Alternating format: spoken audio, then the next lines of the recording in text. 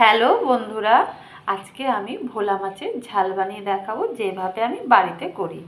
তো একটা মাছকে আমি 4 টুকরো করেছিলাম। তো 4 টুকরো করার পরে আমি এখানে 1 চামচ নুন আর 1 চামচ হলুদ দিয়ে ভালো করে মাখিয়ে রেখেছি 15 মিনিট মতন। তারপরে আমি নিয়েছি এখানে একটা বড় সাইজের টমেটো, ভালো করে ধুয়ে কুচিয়ে নিয়েছি। এখানে আমি নিয়েছি 2 রকমের সর্ষে। দেখুন, এই হলুদ হলুদ দেখতে আর কালো কালো, আপনারা যদি বাড়িতে যদি একরকম থাকে হলুদ বা কালো যে কোনো নিলেই হবে। এখানে আমি 2 চামচ মতন সর্ষে নিয়েছি। আর কাঁচা লঙ্কা, যে যতটা ঝাল খাবেন সেই হিসাবে কাঁচা লঙ্কাটা ব্যবহার করবেন। আর এখানে আমি একটু পোস্ত দানা নিয়েছি, ছোট চামচে 2 চামচ পোস্ত দানা। তার সাথে নিয়েছি ধনেপাতা, ভালো করে ধুয়ে ভালো করে কুচিয়ে নিয়েছি। লাগবে আন্দাজ মতন নুন আর আন্দাজ মতন হলুদ। তো এইদিকে আমি কড়াইতে তেল দিয়ে কড়াইটা গরম করতে বসিয়ে দিয়েছি। গরম হয়ে গেলেই আমি মাছগুলো ভেজে নেব। আপনারা যে হিসাবে মাছ নেবেন তো সেই হিসাবে আপনারা কড়াইতে তেলটা দেবেন। তেলটা কিন্তু গরম হয়ে গেছে, এবার আমি মাছগুলো ভেজে নেব। দুটো করে দিচ্ছি, একটু লাল লাল করে ভেজে তুলে নেব। মাছ দুটো কিন্তু ভাজা হয়ে গেছে, এবার আমি উঠিয়ে নিচ্ছি। পরের দুটো মাছও এইভাবেই আমি ভেজে নেব।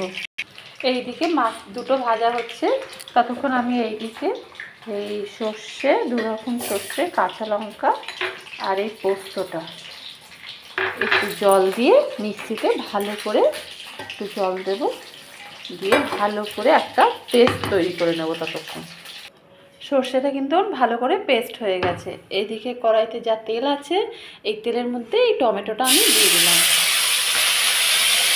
দিয়ে আমি টমেটোটাকে ভালো করে একটু ভাজা ভাজা করব, এবং টমেটোগুলো দেখবেন একদম গলে গেছে। এখনই কিন্তু আমি এর মধ্যে দিয়ে দেবো নুন আর হলুদটা, তাহলে তাড়াতাড়ি কিন্তু টমেটোগুলো গলবে। এখানে আন্দাজ মতো নুন আর হলুদটা দিয়ে দিয়েছি, 1 চামচ হলুদ, আর যতটা নুন লাগবে সেই হিসাবে আপনাদের মাছ হিসাবে আপনারা নুনটা দেবেন।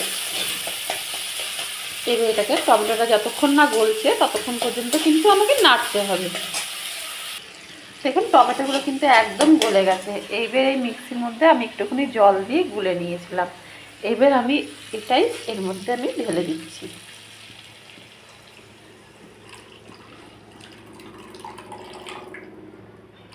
যে কালো অংশটা সেটা কিন্তু আমি আর দেবো না, ব্যাস এটা আর আমি দেবো না।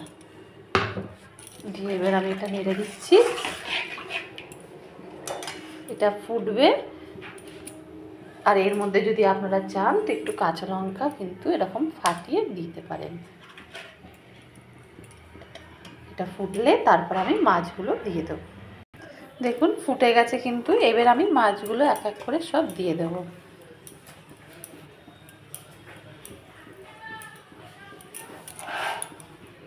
এবার 2 মিনিট মতন আমি এটাকে একটু ফোটাবো, আর একটু নুন ঝাল একটু চেক করে নেব কেমন হয়েছে।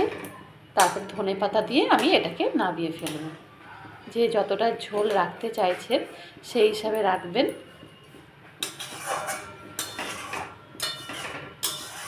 এটা একটু 2 মিনিট মতন ফুটবে।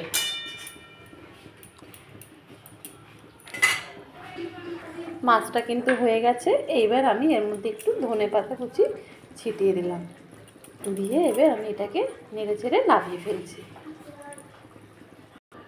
দেখুন তাহলে ভোলা মাছের ঝাল কিন্তু একদম রেডি। গরম গরম ভাত দিয়ে পরিবেশন করবেন। কেমন লাগছে অবশ্যই জানাবেন। যদি ভালো লেগে থাকে তাহলে অবশ্যই লাইক আর সাবস্ক্রাইব করতে কিন্তু ভুলবেন না। তাহলে আজকে এই পর্যন্তই।